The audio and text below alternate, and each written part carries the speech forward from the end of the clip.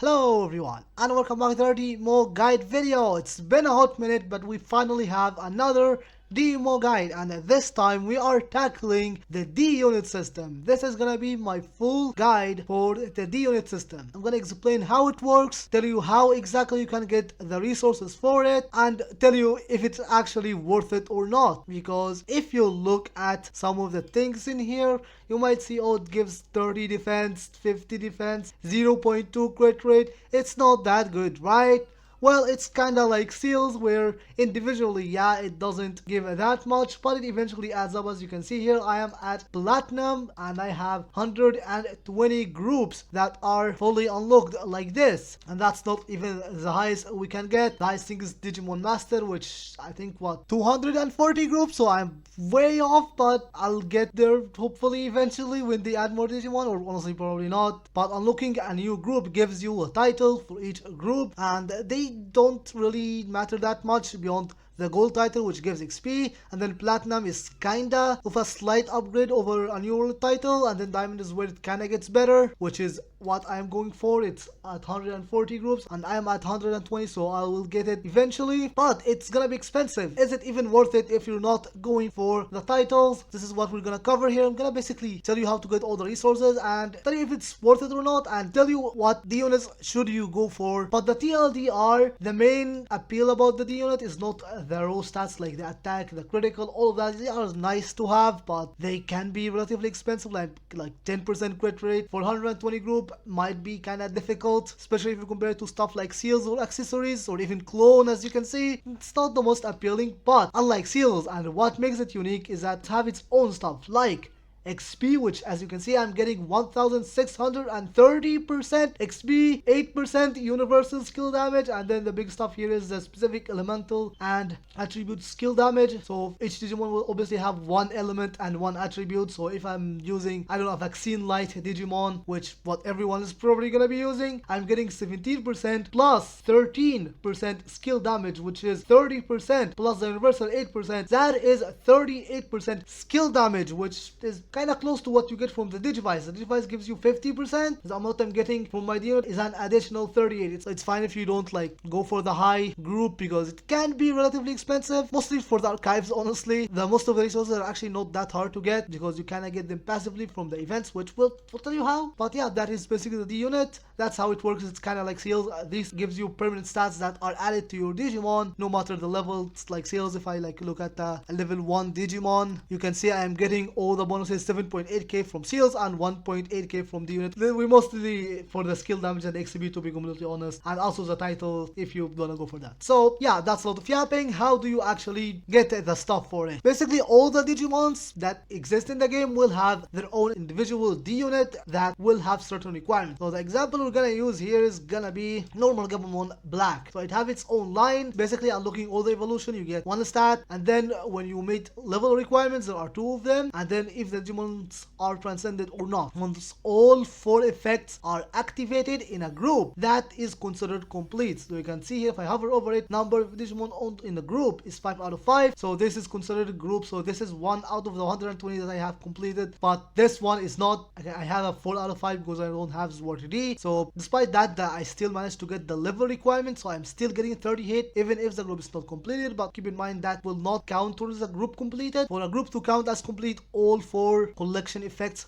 must be met. So this one I'm only getting the 30 hit, which does count towards my stats, which will indeed give me 30 hit rate, but the rest of stuff are not there because I don't have 5 Digimons. I can't transcend 5 Digimons because I don't have them. So even if I transcend Gabumon, which it already is transcended, obviously not gonna count. So this is not a group that I'll be able to finish. But basically, all the Digimons will either be in their own group, or one group will have the evolution lines. Some groups are not the same Digimon. Some groups have different types of Digimons, kind of similar to the deck buff. Like this one, basically have all the Digimons from Digimon Tamers, and these are really good because you basically get a +1 group when you complete the other groups. Some will be in multiple groups as well, which I'll show you what are the good groups to go for, because some are kind of cheap, some are like unlocked automatically when you like get, like some have really like trivial unlocks, like the ghost game for example. All 3 Digimons are free, and unlocking them gives you 2 additional groups because they are available in 2 groups. So this is basically, it's a complete 3 groups, you get additional 2 for free, so it's kind of nice. So that's basically how it works. So for that, you probably gonna realize you need to get eggs, you need to get the evolutions unlocked, you need to get them at level 5 so you can transcend them, and you need to level them. That all sounds difficult, so how do you get each and every resource? And surprisingly, they are not hard, with the exception of one single resource that is unfortunately are not obtainable outside of buying it, but we'll get there when we get there. First, let's cover the obvious thing, which is the eggs. How the heck do you get level 5 eggs? So to get the level 5 eggs, the main selector way, the way you guarantee the eggs that you want, is from the season pass. At level 8 you get 1, you get basically 5 in total if you buy the full season pass, but if not you get 1, which is not a lot, and you would be saying, oh, that's kind of sucks. Yeah, from Digimon admin, this is where you can get a level 5 egg of your choice, but that's just 1 per season. That's obviously not enough. How do you get more? And there are ways to get more. The best way, which is how I got most of my eggs, was from the 100 days event, which is an event that they kind of stopped doing, although they did one in DMO somewhat recently, but I'm not sure why they didn't do it in DMO. So hopefully they actually do it in DMO, but if not, I guess decided to be stingy and not bring back the 100 days event. What other ways do you get your eggs? So the other ways are unfortunately kind of random, which kind of sucks. So from the same season pass, after you get to tier 30, you will start getting the season pass random box, which is a random box that will include a chance to get high digicore level 4 and level 5, and you can use them to get random level 5 eggs. So it's random unfortunately, but it's still one of the ways that you can get eggs. There's not a lot of non-random ways unfortunately, so the way to guarantee eggs outside of the selector ticket is to buy them, or you get the random eggs. So yeah, this one you can eventually get them from season pass rewards. The other way you can get eggs is from Shadow Lab, as you do Shadow Lab every single day, because it's a weekly dungeon now, or I guess a daily dungeon, because you have quests. You can do 2 runs per day. You can do more if you get the 4th room, so you get the resources every single day to get eggs, and I think it gives you either 100% egg or a level 3 egg, and you're gonna be needing your eggs to be level 5, which we'll tell you how to in a second. But yeah, this is basically another way that you can get egg. And the last way is kinda niche, but from Silver Lake there is a daily quest from Sherrymon that will give you the random reinforced digi-egg alpha, which can give you a random level 3, level 4 or level 5 of the following Digimons.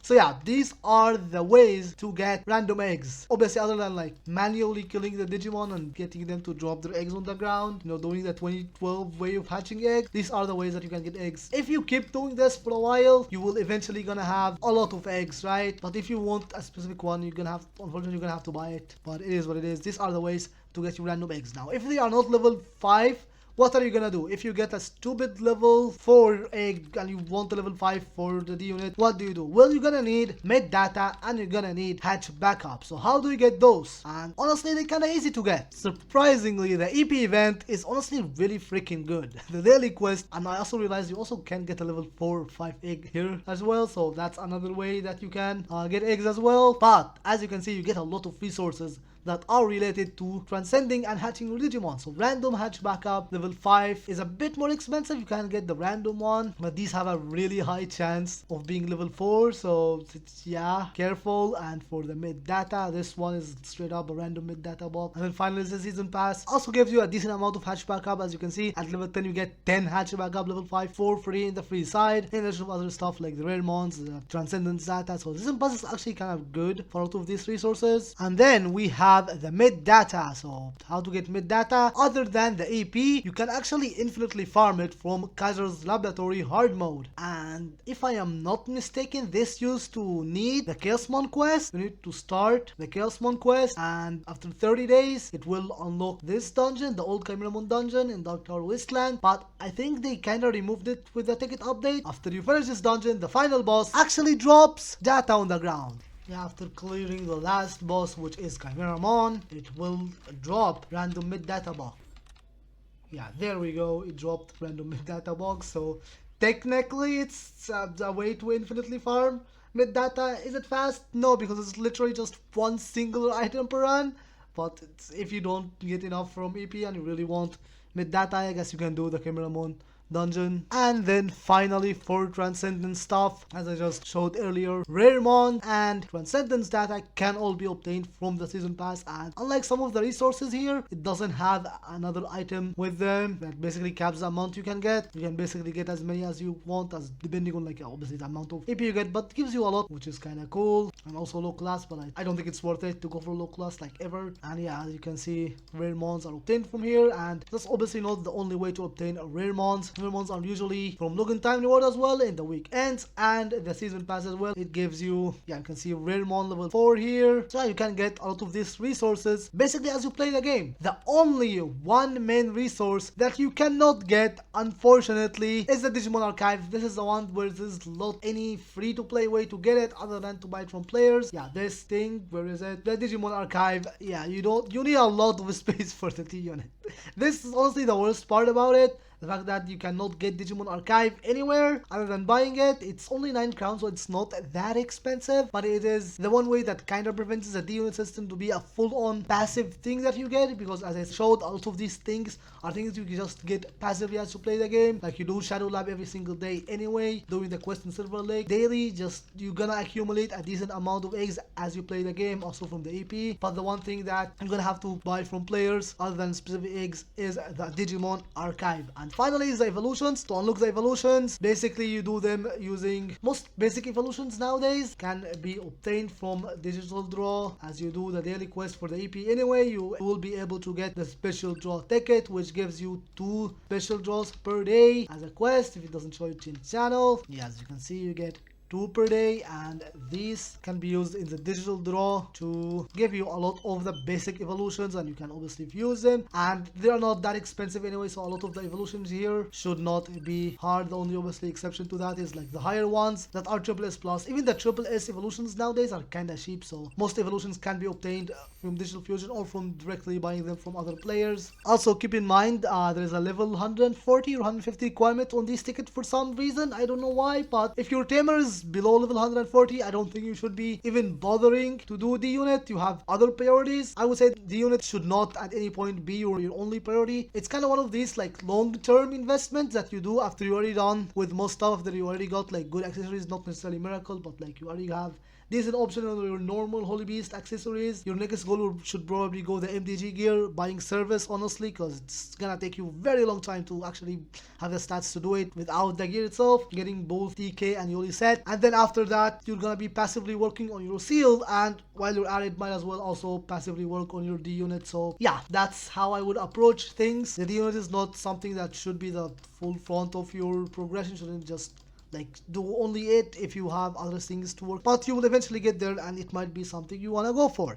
Last but not least is gonna be leveling the Digimons. Leveling a bunch of Digimon to 140, and in some situation for the triple S ranks, some even require 150. How do you do it? So the best way from level 1 to level 70 to 80 is from quests. So obviously the best quests in the game to level your Digimon is from the Digimon Kaiser territory. Now it's gonna take your Digimon from level 1 to level 87. If you don't have them unlocked, then you should not be doing the unit stuff. But these quests are kind of hard. If you don't want to bother with Digimon Kaiser, what are the other maps? Shinjuku D Reaper is also almost as good, because doing the daily quest here will level 1 Digimon from level 1 to I think 74 or 76, kind of depends on if you do like the dungeon quests and stuff like that. Yeah, basically 70 plus is gonna be from either Shinjuku D Reaper or Digimon Kaiser. This is your main way to level from level 70 to 74. After that, from 74 or 80 or whatever to 140 is from the cat tuna dungeon. It's a weekly dungeon, and you get a ticket, and I think you need level 140 and saying goodbye quest. All Digimon adventure quests, you need level 140. You need to have done all the main quests in either maps, which you will already do anyway, so it's kind of late into the game when you unlock this one.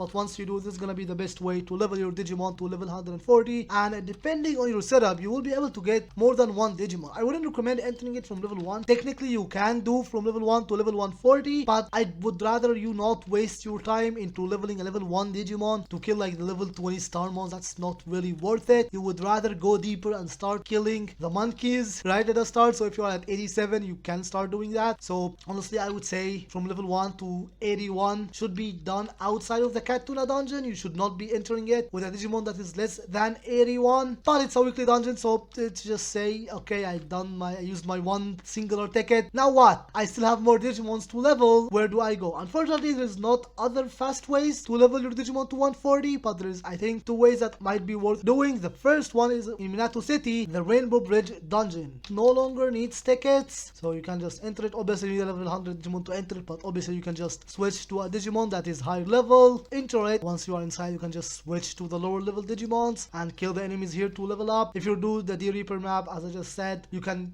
level here to 81. Actually, can you even do that at 70? Actually, maybe not. Maybe 70 is too low. Never mind, actually, that doesn't work. But yeah, if you don't have cat tuna tickets, this is unfortunately the other way, which is kinda slow and honestly kinda hard for a lot of weaker Digimons, because yeah, as you can see, it does take a while to kill some, but kinda depends on your gear. If you have the TK set, it's gonna be a lot faster. We used to level here before the TK set and before the tuna dungeon, so even with weaker Digimon, it should be faster than before, honestly. But other ways to level up should be the Digimon Kaiser map. Even at 120, I think 130 or something, you can actually go to the digital area, the Kaiser domain map, which is gonna be difficult. So unfortunately, not all Digimons can do it, but that is the other way that is kind of faster than the Rainbow Bridge dungeon, but it's gonna be harder. So depending on the Digimon and your gear, it might be too difficult, honestly. And then the other way, which is a bit on the expensive side, is from the highest monster card, which you do get one for free every single day, but I think you need 2 or 3 to take you to 140. So it's a bit difficult, honestly. So unfortunately, outside of the Tuna Cat dungeon, there's no very fast way to level. Tuna dungeon is the best way to level up to 140 for the D unit. Alright, so now you know how it works and how to get the resources for it. What do? Do you just start leveling random Digimons? Well, yes and no. It kind of depends on what you're going for. So there are two approaches to the D unit system. First is a collector, which is you want to go to the highest tier to get the title, which personally is what I'm going for right now. And the second way is to go for the skill damage for your main Digimon. So let's say your main Digimon is a Vaccine Light Digimon. You get a Susanomon from the jumping event or an Omegamon X from the last free Triple S Plus event. Most likely the Digimon that you're remaining is a Vaccine Light Digimon. So what you're gonna do is you're gonna open the D unit system and you're gonna filter by the things that would give vaccine and the things that would give light, but not together, because if we do together, it will only highlight the group that gives both, and the ones that give both are kind of expensive ones. Like this one it's not too expensive, but these Digimons are, I guess, kind of on the couple hundreds there nowadays. If you managed to get them when they were cheap, then good for you. If not, like, if you're watching this video in the future and a new player, these might be a bit harder to get. This one requires a Triple S Plus, so you're probably not gonna have it, but some are not. That some are actually kind of easy, like this one. Literally 3 random Digimons and it gives you 2% skill damage. You should be going for this one, especially considering it already have a Patamon and a Salamon, which are needed in the Butterfly D unit group, which is also another one that is good. So you will basically filter by the attribute. Don't do both, just filter one. Let's do vaccine, for example, and try to go for the ones that give you the skill damage for your Digimon. So for vaccine, you can get a Vmon with some capsule Digimons, which are kind of cheap. This one you can get from monster card below level 5. They will drop random capsule event, which will give you the capsule evolutions. This one is from either Evolutor and Digital Draw, so this should be easy to get. This one is also kind of easy to get because it's a normal Hagurumon line with Craniumon with a normal BM item, be easy to get. Bearmon one is also pretty easy to get. Basically focus on the cheaper ones, the easy ones, like Bearmon, just a Bearmon line, so it shouldn't be too hard, and it also gives XP, which is nice. So this is a pretty decent group. The best groups, I would say, the one that have a lot of overlaps. So we have the Digimon Adventure one, which is kind of expensive, but not only it gives both, but it also have an overlap with the other one. If I reset the filter, it basically unlocks you both groups. So after you get a group, which will sound a lot, you can get another one. And the Butterfly gives you a universal 1% skill damage, which is nice. But it also allows you to get this one because you already got Patamon and Salamon. And once you get Loopmon, you now get another group, which is also kind of cheap. So I guess it's only important if you're going for the collection titles. Some of these groups are easy to get because they kind of like domino into each other. you get this one, which automatically unlocks this one, which puts you one away from these two groups. Mostly the enemy related ones are kind of easy to get because yeah, Legion of Angels, once again 3 Digimons that you might already unlocked when going for the Digimon Adventure ones, which only needs /Angemon, which also needed in Adventure 02, which also needed in the Braveheart, which yeah, as I said, some just domino into each other. So I would recommend you to take a look at it and see which ones are in more groups. Like Shadow Seraphimon, I've seen this guy in a lot of places. Yeah, you can see basically getting the Legion of Angels one, which is a subsequent of getting the Digimon Butterfly, will already give you most of this. You're only gonna be missing these last two. So yeah, basically go for the groups that have the attribute of your main Digimons. Also, while you're at it, if you like got the most that you can get from the attribute, other thing you can chase, which I think should also be a priority, even probably more than the attribute, honestly, is the XP. Because yeah, as you can see, I'm getting 1660 XP percent, which is really good. It's basically a permanent 1k XP, right? On top of like the other